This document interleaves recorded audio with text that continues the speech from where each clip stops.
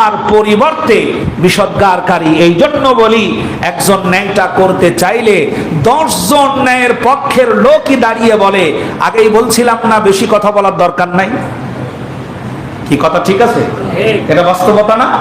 এটাই বাস্তব। আল্লাহ পাক বলছেন, এই যদি করতে থাকো, ন্যায়টাকে প্রতিষ্ঠিত করার জন্য যদি ন্যায়ের পক্ষের ব্যক্তির পক্ষে তুমি না থাকো, সহযোগিতা না করো, ফাসাদুন কাবীর, বিপর্যয় তোমাদের উপরে চেপে বসবে, তোমরা ধ্বংস হয়ে যাবে, কিন্তু আল্লাহর আরশে তোমাদের দোয়া পৌঁছবে না। আজ আমাদের অবস্থা ঠিক তাই হয়ে গেছে, ঠিক কি না? সম্মানিত ভাইরা, এভাবে নির্মম বাস্তবতার সম্মুখীন আমরা হয়ে পড়েছি। সম্মানিত বন্ধুগণ, একজন সৎ জেলা শাসক হঠাৎই হয়ে যান অতিরিক্ত তৎপর, তারপর দ্রুত তাকে বদলি করে দেওয়া হয়। কথা ঠিক? আপনারা আছেন না চলে গেছেন? রোজা আছেন নাকি? রোজা কি বেশি ধরে গেছে? একটু জোরে বলেন আল্লাহু আকবার। একজন সৎ পুলিশ ইন্সপেক্টর আইনের পক্ষে দাঁড়ান, আর কিছুদিনের মধ্যেই তাকে সরিয়ে দেওয়া হয় অন্য জায়গায়। আমি কি গল্প বলছি না বাস্তবতা আছে? যেখানে সততা প্রশ্নবিদ্ধ, সেখানে সৎ মানুষই হয়ে যায় অস্থিরতার মূল কারণ। দুর্নীতির ভিড়ে ন্যায় বিচার যেন একা, আর সত্যবাদী মানুষগুলো পড়ে যায় কঠিন চাপের মুখে। যারা অন্যায়ের বিরুদ্ধে দাঁড়াতে চায়, তাদের কণ্ঠ রোধ করে দেওয়া হয়, কখনো বদলি করা হয়, কখনো অপমান করা হয়, কখনো চাপের অদৃশ্য শেকল দিয়ে হাত আর পা বেঁধে দেওয়া হয়, যেন লোকটা ভালো কাজ করতে না পারে। এই বাস্তবতা সৎ থাকা যেন, এই বাস্তবতায় সৎ থাকা যেন এক প্রকার সাহসের যুদ্ধ হয়ে দাঁড়িয়েছে। আমি তো সাধারণত বাস্তবতার সাথে মিল রেখেই কথা বলি। আশুলিয়া থানায় সৎ একজন অফিসার যদি আসে, পুলিশ ইন্সপেক্টর যদি আসে, ওসি যদি আসে, কতদিন টিকতে পারবে? 1 মাস, 2 মাস, তারপরে অদৃশ্য এক ওহী নাজিল হবে। সেই ওহীর বরকতে ওই ওসিকে এই এলাকা ছেড়ে অন্য এলাকায় যেতে হবে, ঠিক কি না? তাহলে বলুন, এই সৎ অফিসারটাকে বদলি করার পিছনে এলাকার রাজনৈতিক নেতারা সবচাইতে বেশি দায়ী, এবং এলাকার ধনাঢ্য ব্যক্তিরা তাদের মদত যোগায়। প্রত্যেকটি জায়গার একই দৃশ্য। সৎ পুলিশ অফিসার বেশি দিন যেন থাকতে না পারে, দুর্নীতিবাজরা তাকে সহযোগিতা করে, অন্য দুর্নীতিবাজরা আবার তাকে সহযোগিতা করে। এই ঘোষণা কার?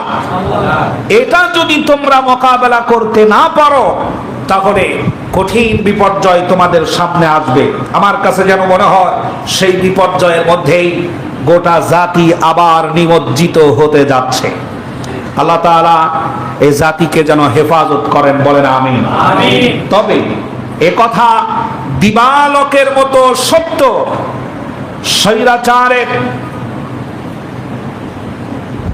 সত্য শেকলে দীর্ঘ সময়ে বন্দী হওয়া জাতি, শিকল যখন একবার ছিঁড়তে পেরেছে আগস্টের বিপ্লবের মাধ্যমে, আবার যদি অন্ধকারের কালো ছায়া জাতির মাথার উপরে দিতে চায়, তাহলে এদেশে আবার আরেকটি ইসলামিক বিপ্লব সামনে ঘটবে ইনশাআল্লাহ। সম্মানিত ভাইরা, সুতরাং প্রত্যেককেই কন্ট্রোল হওয়া দরকার। আল্লাহ তাআলা যেন আমাদেরকে বোঝার তৌফিক দান, বলেন আমিন। সম্মানিত বন্ধুগণ, আমরা আমাদের নিজস্ব স্বাধীনতা, এটাকে নিয়ে সামান্য একটু কথা বলি। এরপর আমরা আলোচনায় আমাদের যে তেলাওয়াতকৃত আয়াত, এটার সাথে সামঞ্জস্যপূর্ণ আছে। মানুষের আমরা স্বাধীনতা চাই, প্রত্যেকেই আমাদের স্বাধীনতা দরকার। আমি বলছি আমার স্বাধীনতা দরকার, এই মেহরাবে বসে আমি যেন সব কথা বলতে পারি, এটা আমার স্বাধীনতা, ঠিক কিনা? আবার আপনি বলছেন আমি স্বাধীনতা চাই, আমি যেন রাস্তায় আমার মতো করে চলতে পারি, এটা আমার স্বাধীনতা। তবে স্বাধীনতা মানেই যা খুশি তাই করতে পারা, এই অর্থটা সম্পূর্ণরূপে ভুল।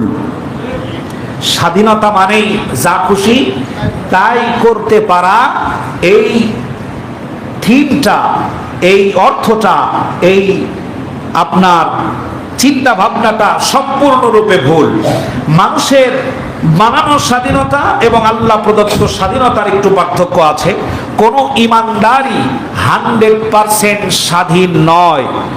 প্রত্যেকটি ইমানদারকে কন্ট্রোল করছেন মহান রব্বে কারীমের পবিত্র বাণী, পবিত্র কোরআনুল কারীম এবং নবীজি সাল্লাল্লাহু আলাইহি ওয়াসাল্লামের হাদিস। লক্ষ্য করুন, আপনি ঘুষ নিতে পারবেন, এটা আপনার স্বাধীনতা। আর একজন ইমানদার সুযোগ এবং সময় আর স্থান থাকার পরেও ঘুষ নিচ্ছে না, এটা তার উচ্চ স্বাধীনতা। সুবহানাল্লাহ।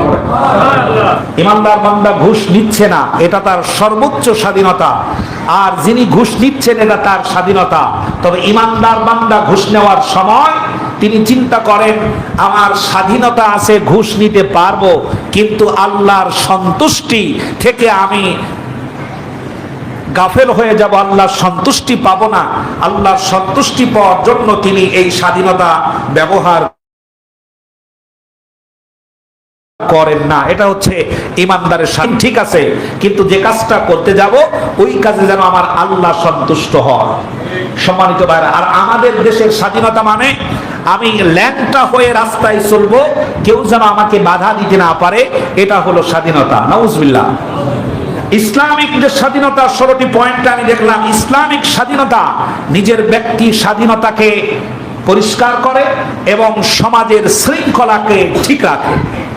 ইসলামিক স্বাধীনতা নিজের ব্যক্তিগত স্বাধীনতাকে ঠিক রাখে এবং সামাজিক যে একটা শৃঙ্খলা, শান্তি, এটাও ইসলাম বজায় রাখে। সুবহানাল্লাহ।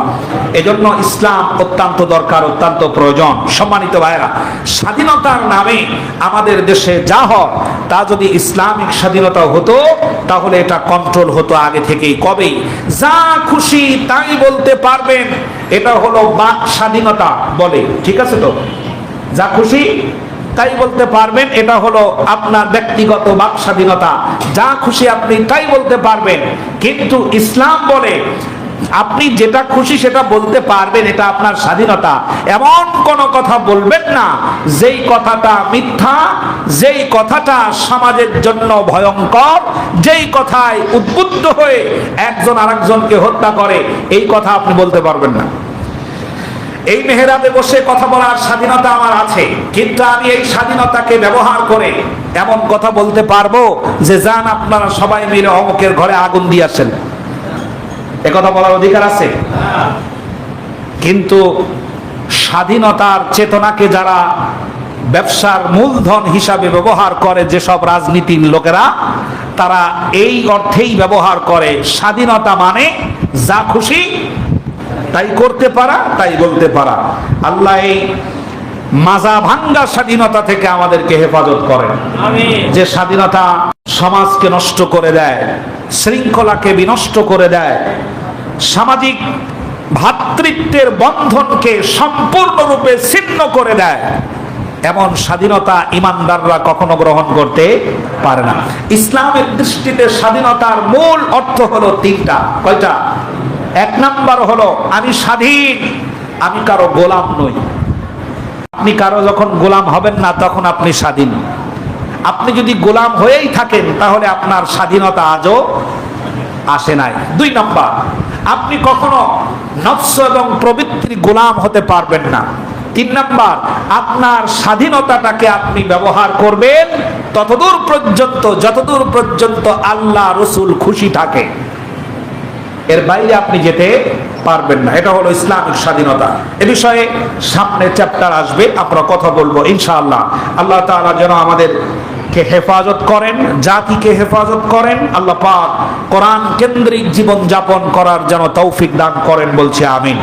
সম্মানিত ভাইরা, আল্লাহ রাব্বুল আলামিন বলেন الرحمن علم القرآن خلق الإنسان علمه البيان যারা পারেন পড়েন আমার সাথে الرحمن علم القرآن خلق الإنسان علمه البيان আল্লাহ পাক অত্যন্ত দয়ালু তিনি আমাদেরকে সৃষ্টি করেছেন এই পৃথিবীর ভিতরে অসংখ্য জাতি প্রজাতি মাখলুকাত আল্লাহ রাব্বুল আলামিন বানিয়েছেন কুকুর শিয়ালের মতো প্রাণী আল্লাহ বানিয়েছেন মশা মাছির মতো প্রাণী আল্লাহ বানিয়েছেন